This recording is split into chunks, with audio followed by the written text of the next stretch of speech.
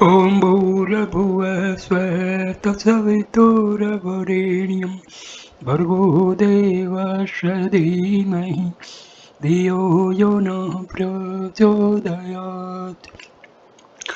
Om Shanti Shanti Shanti.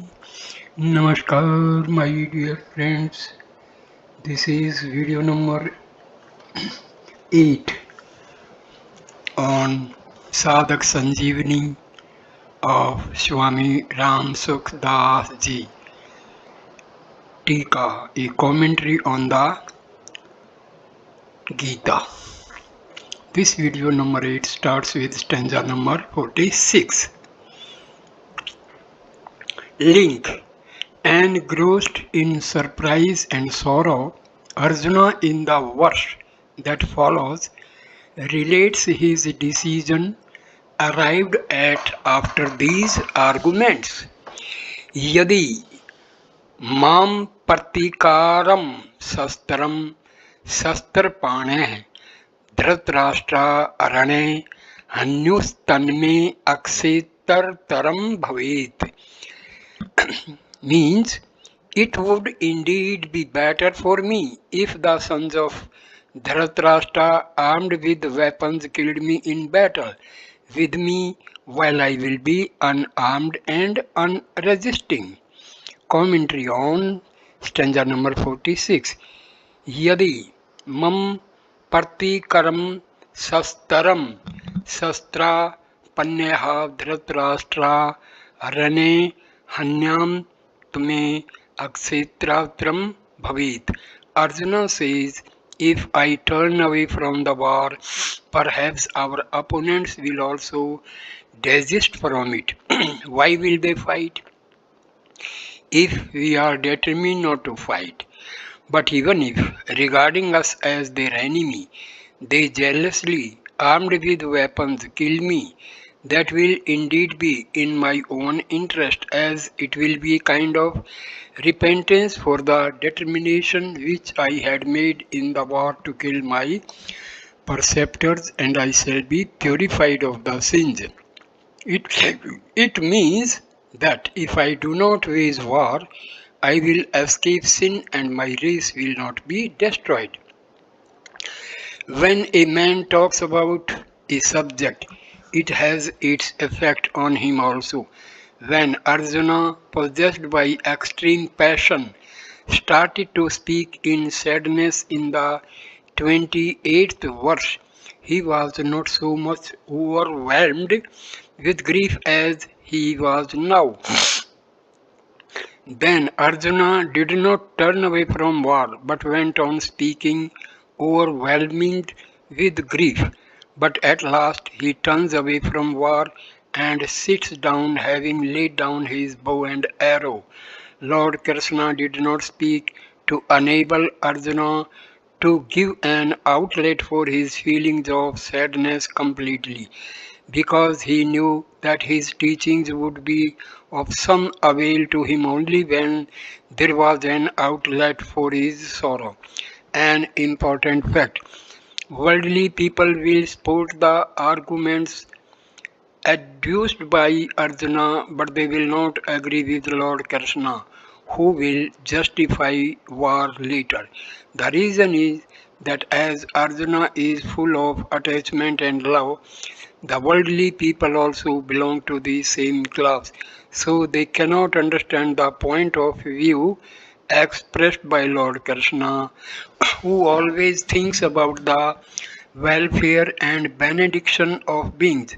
They will say that Arjuna wanted to escape the sin by not waging war, but it was Lord Krishna who inspired him to wage war, so it was not proper on his part to do so.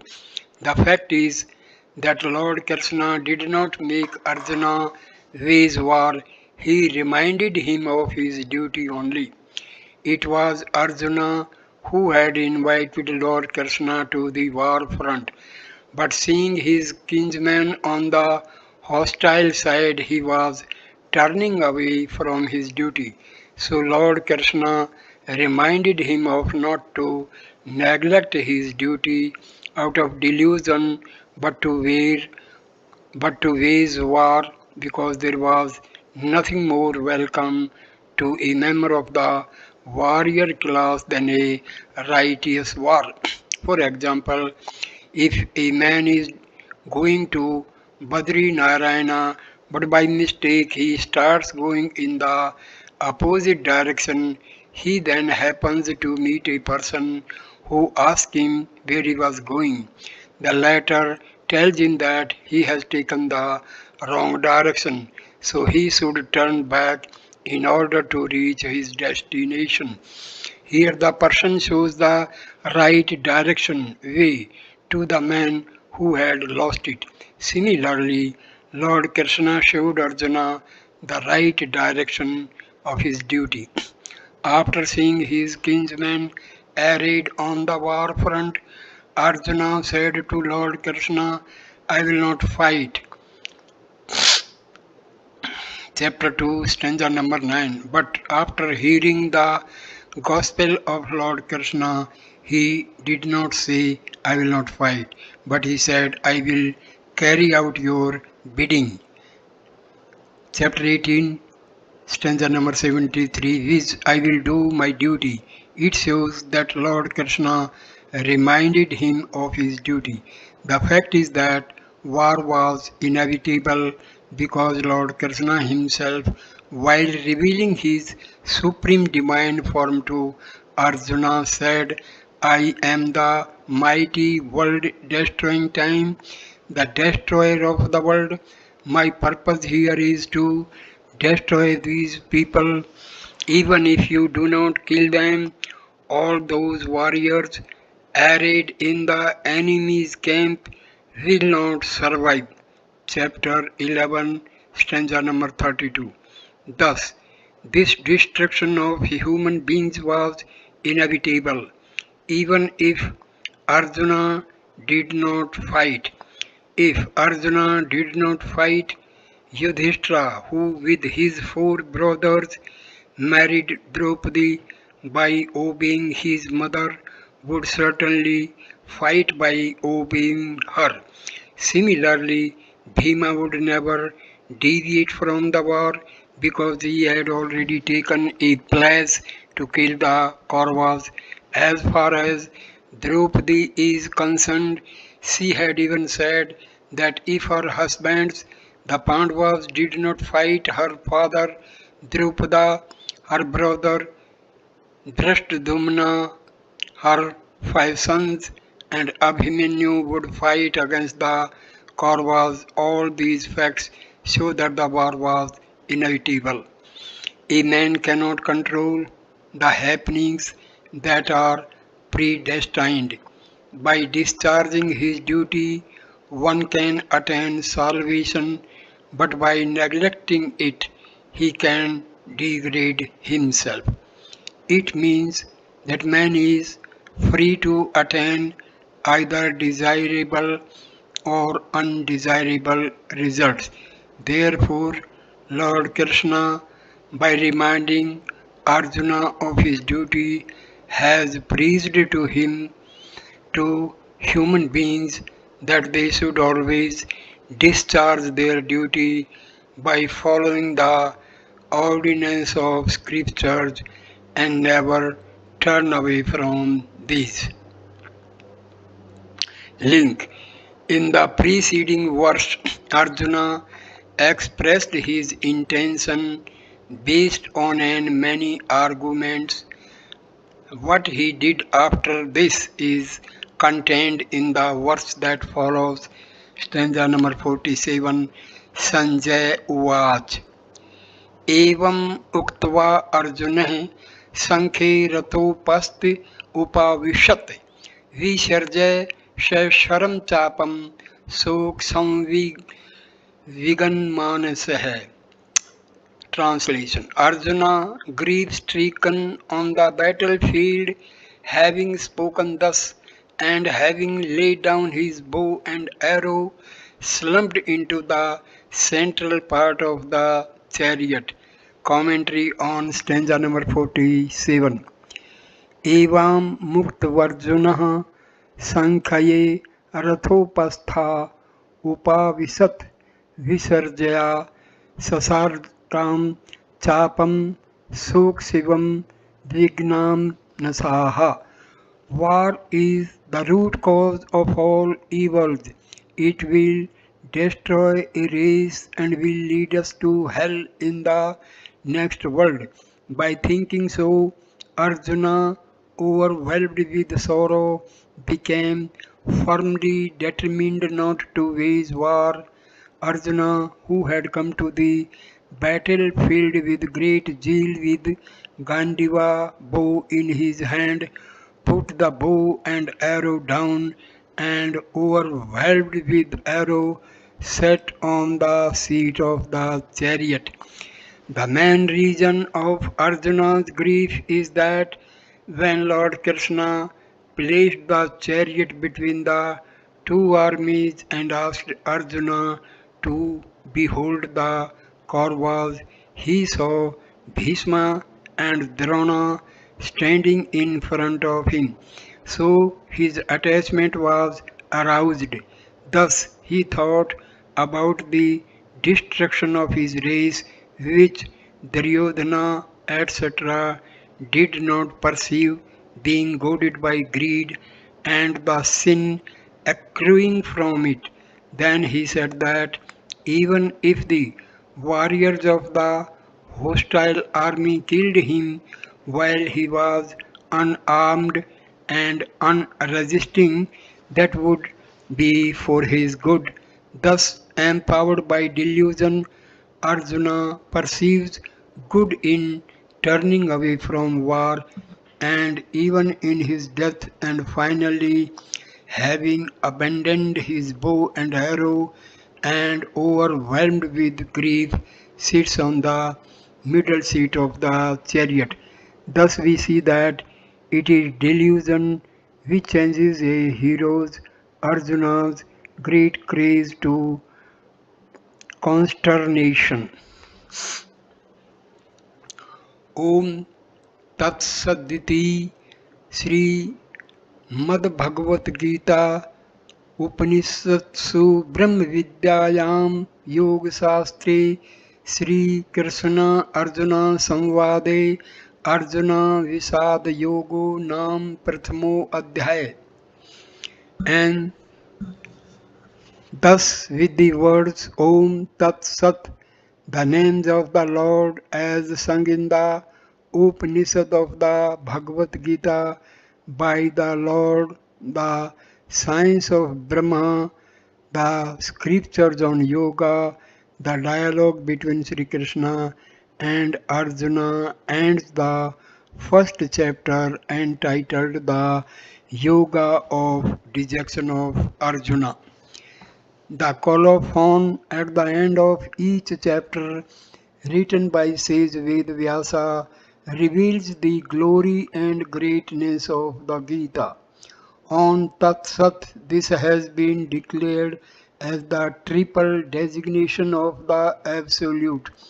These three names lead the beings to benediction and turn us towards God and spirituality and break off our relationship with the world.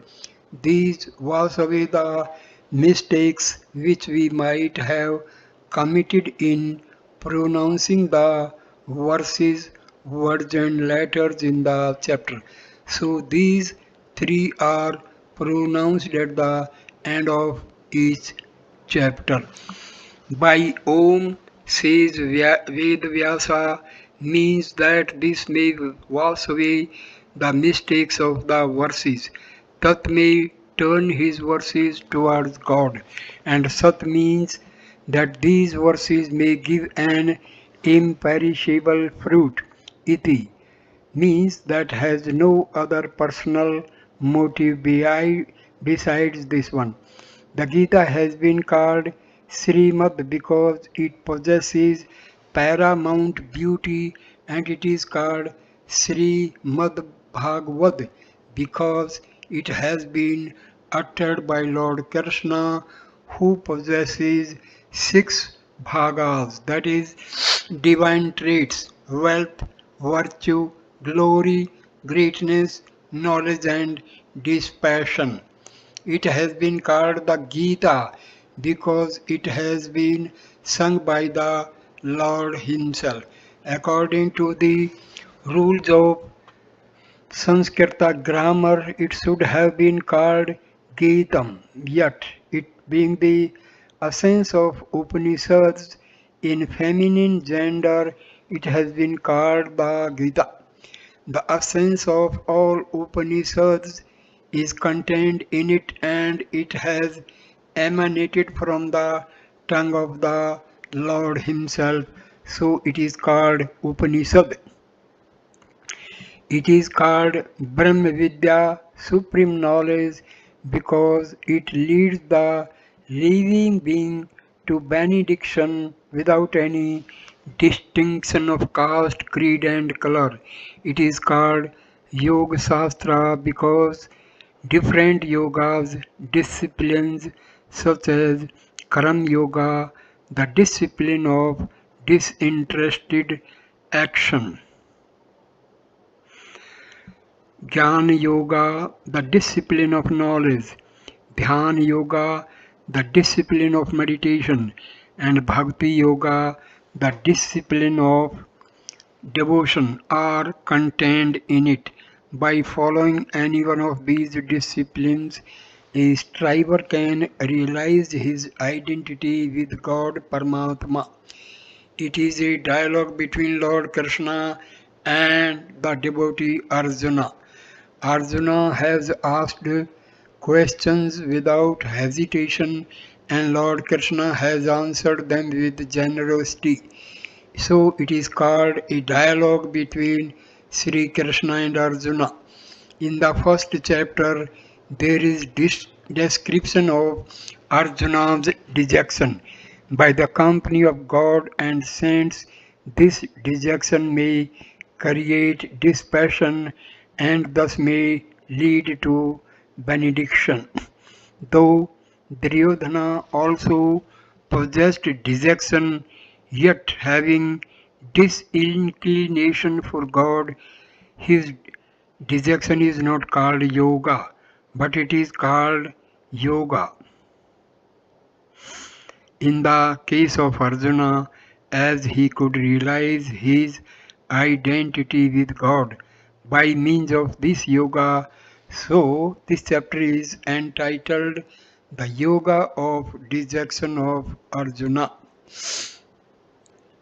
The purpose of the concluding words which are given at the end of each chapter is that even a single chapter well meditated upon may lead a striver to benediction.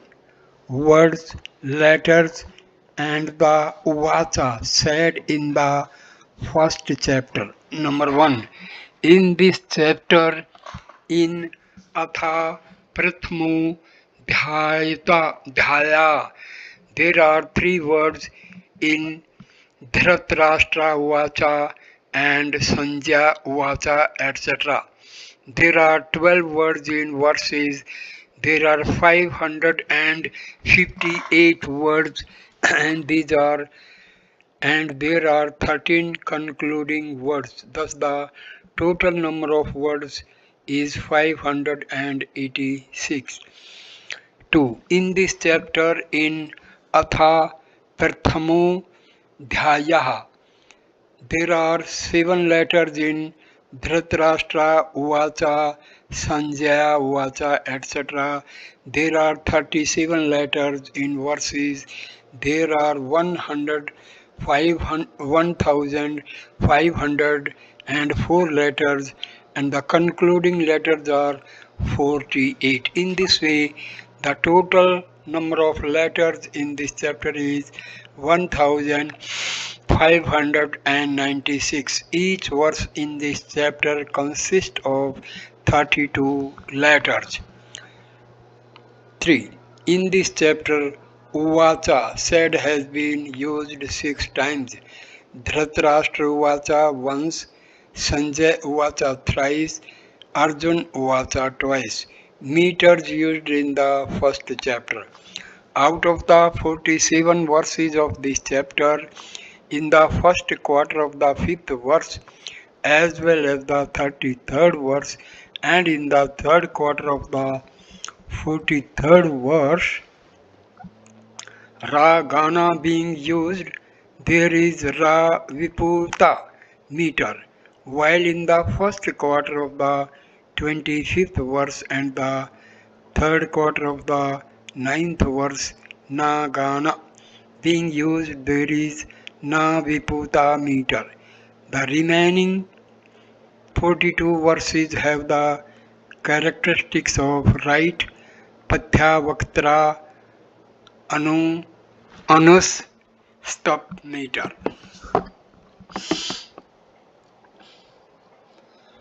Now starts second chapter of Bhagavad Gita.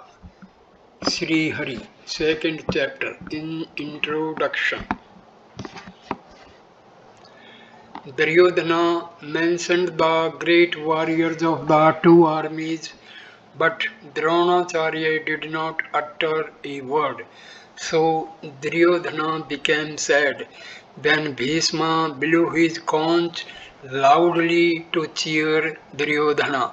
Hearing the sound of his conch, the conch, drums, and cow horns, etc. of the Kaurava and Pandava armies blared forth. After this, from the 20th verse, the dialogue between Lord Krishna and Arjuna began.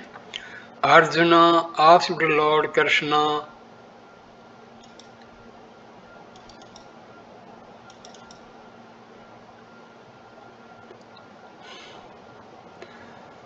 to place his chariot in the midst of the two armies.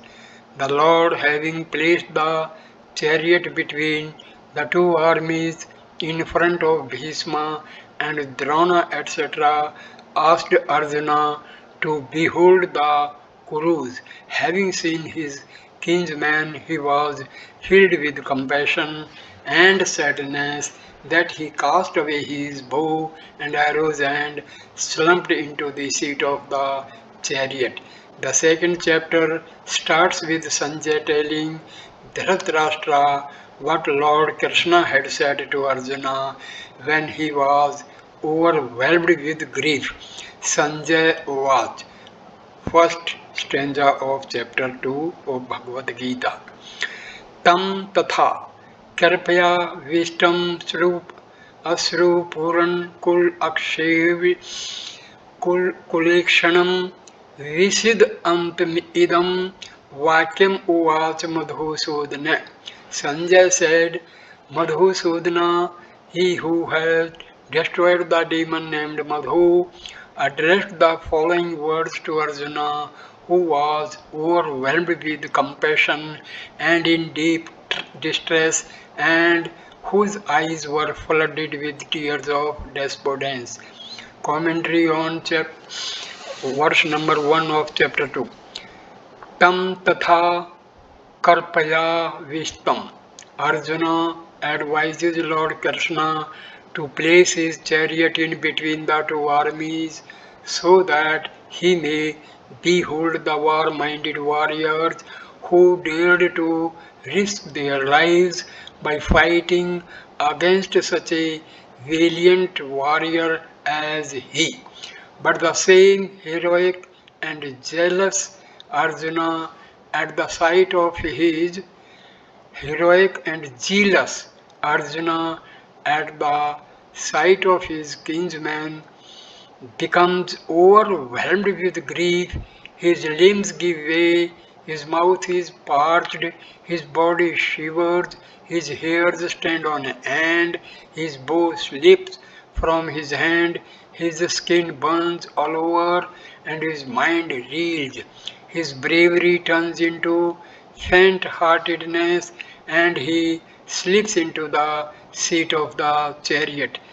Sanjay conveys the same feelings of Arjuna, who was drowned in distress and despondency. Asrupna Kulikshanam, such a valiant warrior Arjuna was full of familial attachment and his eyes were full of tears that he could not even see clearly. Visida antam vakya munacha madhusudana. Lord Krishna Madhusudana said the following words, the words which will be repeated in the second and third verses to Arjuna, who was overwhelmed with grief because of his loss of praise.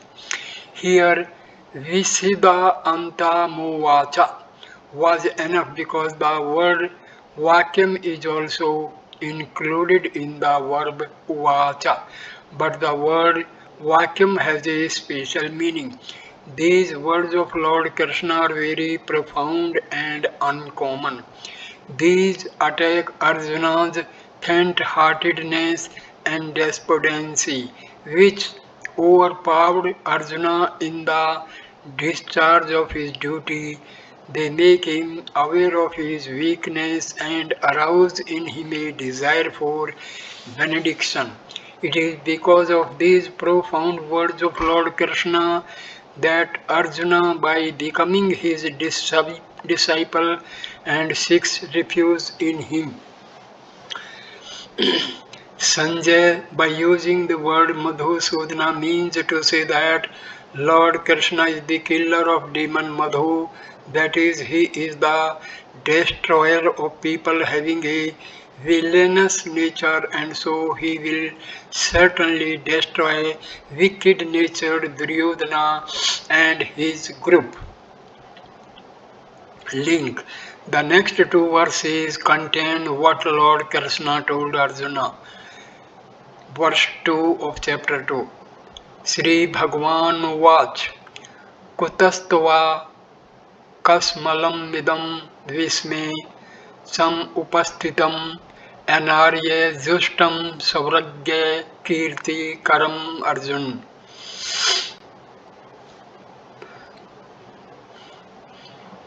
The blessed Lord said, Arjuna, how has this affliction overtaken you at this odd hour? It is shunned by noble souls. Neither could it bring heaven nor fame to you. Commentary on stanza 2. Arjuna, Lord Krishna addresses him as Arjun, which means pure in heart. The Lord means to say how he has become faint-hearted when it is quite unbecoming of him. Kutastava kasmalam idam visme sampusthitam. Lord Krishna, being surprised, asked Arjuna why he has developed faint-heartedness instead of valor and zeal at this juncture. A man is surprised in two ways, out of his own ignorance and as a warning to others.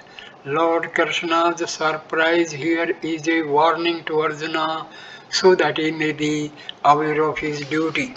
Kutaha means that this faint-heartedness is not permanent in him, it is only a temporary phase which will go away. Samupasthitam means you are faint-hearted not only in words and feelings but also in actions. You are overcome by this faint-heartedness and therefore you sat in the middle of the chariot after abandoning your bow and arrows. The Lord is called Bhagwan because he possesses 6 bhagas, divine traits. They are wealth, virtue, glory, greatness, knowledge and dispassion. Anar-yajustam. Great people do not become faint-hearted. They shun the feeling because it does not lead them to any good. Great men who want to achieve success do so with fixed objectives during activity as well as non-activity. They do not shirk their duty according to prevailing circumstances. They perform their duty thoroughly, with zeal and readiness in order to achieve emancipation. So it is not proper on his part to refrain from the duty of fighting because of cowardice. Asvargyam, if we leave aside the goal of success and consider the matter from a worldly point of view, the attainment of heaven is the highest achievement. With this timidity, you cannot even attain the heaven. Akriti karm, even without having the aim of attainment of heaven, a noble person performs those deeds which bring him name and fame in the world. But this cowardice would defame you, so it does not befit you at all to be faint hearted. Here the Lord, by giving these three expressions, honor Anarya-justam, Asavargyam and Akirtikaram in a sequence has explained that there are three types of persons. Number one, thoughtful, whose aim is to attain benediction. Number two, virtuous, who by doing virtuous actions want to attain heaven. Three, and ordinary, who want name and fame in the world. So, by giving the above mentioned three kind, Lord Krishna wants to warn Arjuna that his affliction would bring him neither benediction nor heaven nor fame, but would degrade and defame him and lead him to hell. Link. In the verse that follows, Lord Krishna points out what to do when a person is in the grip of cowardice. Kalaibem masam gam parth nai tattav yupapadate aksudram herde dorbalyam takto tisht partamp.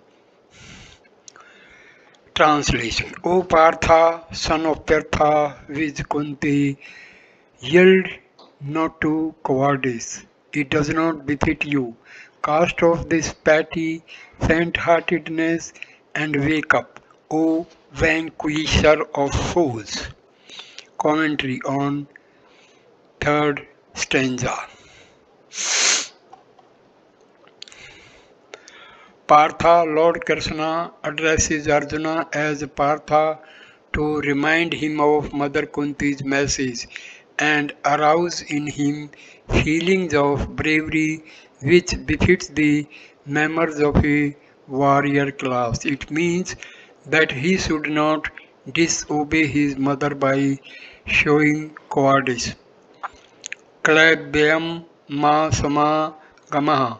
It is because of faint-heartedness that Arjuna perceives it righteous not to wage war and unrighteous to wage war. Therefore, to warn him, Lord Krishna says that it is impotence rather than righteousness not to wage war. So he should abandon this weakness. Ne tatva ve padiyate. You should not have developed this timidity in you because you are the son of a brave mother of warrior class and you yourself are also brave. Therefore this weakness does not befit you at all. Prapantapa, you are the scorcher and vanquisher of foes, so will you gladden your enemies by showing your disinclination for war? Akshudram herdaya dorbalyam tyak votiksha. Here, Akshudram has two meanings. Number one, this faint-heartedness will make you lowly, which it will deprive son of you of salvation, heaven or fame, and if you Do not abandon it, you will become insignificant. Number 2, this faint-heartedness is petty, so it is not difficult for a brave person like you to abandon. You are thinking that being virtuous, you do not want to commit a sin by waging war, but it is your cowardice. So by abandoning it, you should discharge your duty by arraying yourself to wage war. Lord Krishna knows for certain that it is Arjuna's first and foremost duty to wage war. So he, without caring for Arjuna's lame excuses, orders him quickly to wage war with full preparations. Appendix. This fact has been described in detail by the Lord ahead from the 31st verse to the 38th verse of this chapter. Being the son of Partha, Arjuna is called Partha. This word manifests intimacy between Lord Krishna and Arjuna. In the Gita, Lord Krishna has used this address 38 times, more than any other address. The second place goes to Kaunteya, which has been used 24 times.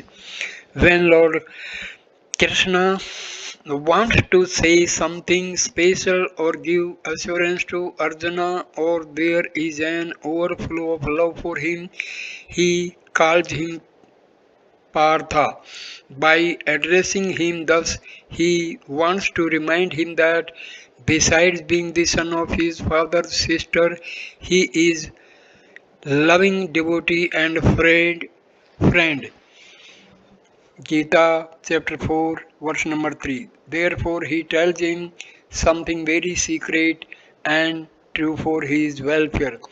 Kunti's message to Arjuna and to Bhima, who were ever eager to fight, it is the time for which the mother of the warrior class give birth to her sons. Link.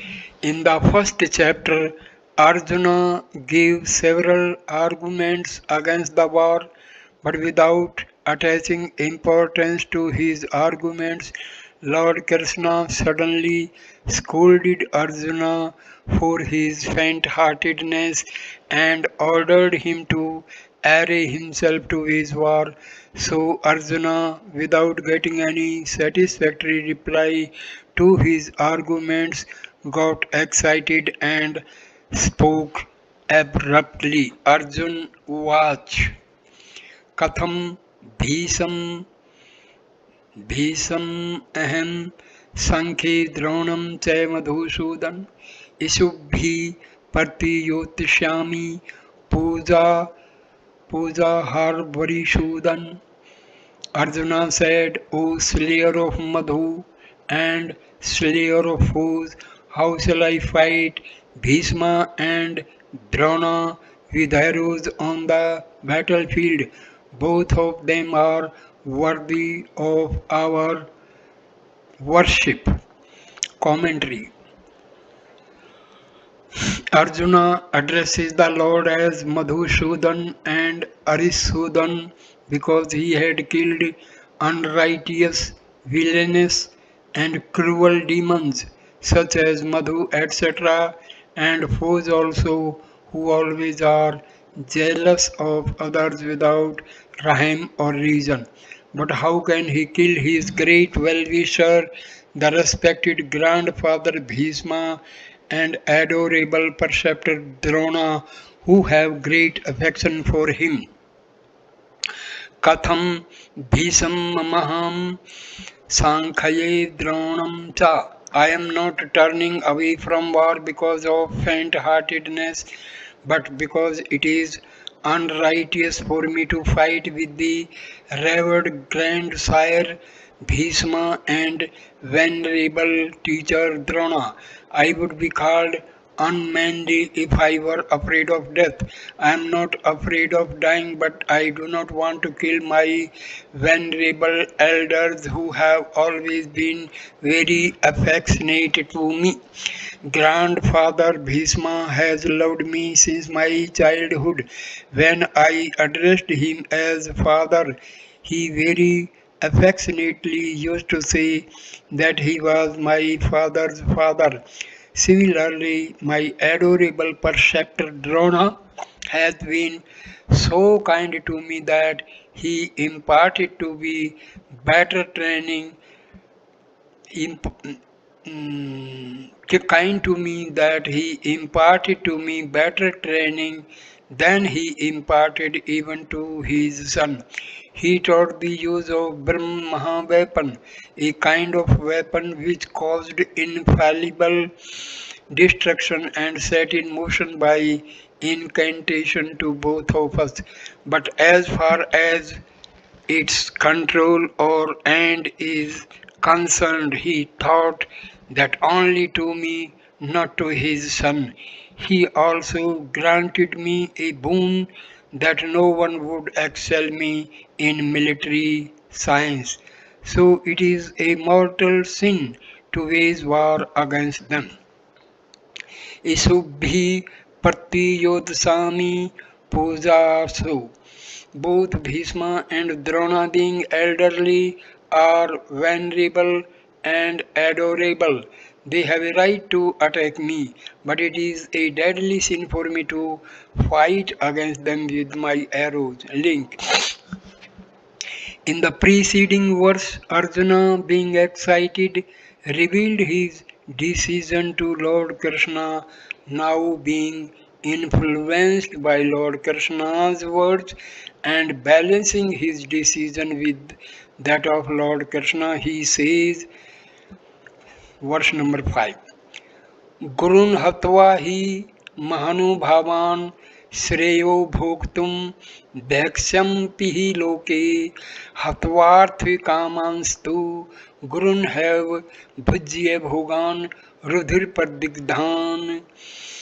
Better to live on alms in this world than to slay these noble elders, because after killing them we could enjoy only blood-stained pleasures in the form of wealth and sense objects. Commentary on verse number 5. It seems after reading this verse that the words of Lord Krishna uttered in the second and third verses had some effect on Arjuna. He is thinking that though Lord Krishna knows that it is not justified for him to kill his venerable elders, yet he is unable to understand why he is ordering him to wage war. So Arjuna does not speak with excitement but speaks somewhat politely. Gurun hatva hi महानुभावान् श्रेयो भोक्तम bhiksu mapiha loki. Arjuna first presents his point of view, saying that if he did not fight with Reverend Bhishma and Drona etc., Duryodhana by himself would not fight with him either. Thus he would lose his kingdom and suffer.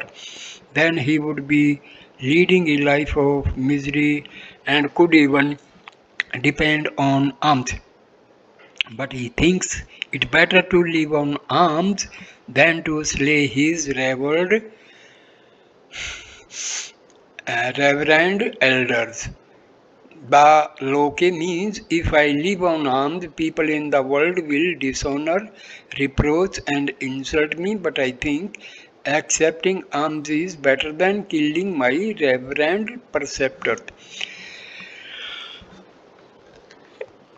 Epi even means for me slaying the noble preceptor than living on alms. Both are forbidden, but I think it is more sinful to kill the preceptor than to live on alms. हत्वार्थे कदम तस्तु गुरुम हव्वा भुंजीवा भोगान Rudhira Pradigdhan. If I carry out your command to wage war, I would enjoy blood-stained pleasure, which will not give me peace and salvation. Here a question might arise that Bhishma and Drona etc. preceptors were attached to Kauravas because of pecuniary motives. Therefore, what is the objection if Artha Kaman is taken as an adjective qualifying Gurun? The answer is that it is not proper because they had no desire for money. It was incumbent upon them to fight on Duryodhana's side because they had eaten his salt. Secondly, Arjuna has used the term Mahanubhavan, most noble, so how can the most noble souls desire money? Those who desire money could not be most noble. Therefore, here Arthakaman is the adjective which qualifies Bhogan, an exceptional fact. Lord Krishna in the second and third verses orders Arjuna to array himself by casting off petty faint-heartedness and fight. But Arjuna gets him wrong because he thinks that Lord Krishna had ordered him to wage war so that he might enjoy the pleasure of kingship. Arjuna, however, perceived only evil in waging the war. He said that it would be better for him if his opponents killed him in the war. So, with his mind affected by grief, he sat slumped on the seat of the chariot. Chapter 1, stanza number 47. He had also said that Duryodhana and his companions, being goaded by greed, were prepared to wage war. Now Arjuna says for himself that if he carries out his orders and wages war, he will enjoy only blood-stained pleasure in the form of wealth and sensual enjoyment. Thus he perceives nothing but evil in waging war. When an evil comes to us in the form of an evil, it is easier to do away with it than when it comes in the garb of something good. Ramana and devil Kala Nemi could not be recognized by Sita and Hanuman respectively because both of them disguised themselves as sages. Similarly, Arjuna perceives that it is virtuous not to wage war and it is an evil to wage the war, but he is completely mistaken. Hence, even Lord Krishna finds it difficult and time consuming to bring Arjuna round to the realization of this fact. Today, in the name of unity in society, people are determined to abolish caste, stage of life system, varna asrama, thinking of their action as virtuous, but they are not thinking about the disastrous consequences that this abolition would force the people to lead a degraded and demoniacal life in the same way. In the accumulation of wealth, people do not perceive falsehood, fraud, dishonesty, knavery, and treachery, etc., as evils. Thus, here for Arjuna also, an evil of unmanliness has disguised itself as righteousness, and thus he says how he can slay his noble elders.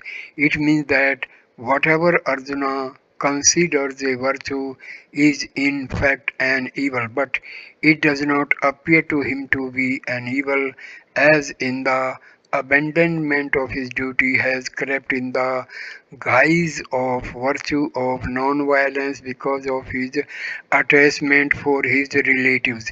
Appendix: the feelings of elders and preceptors such as Bhishma and Drona etc. are noble and pure because even while waging the war they have no partiality.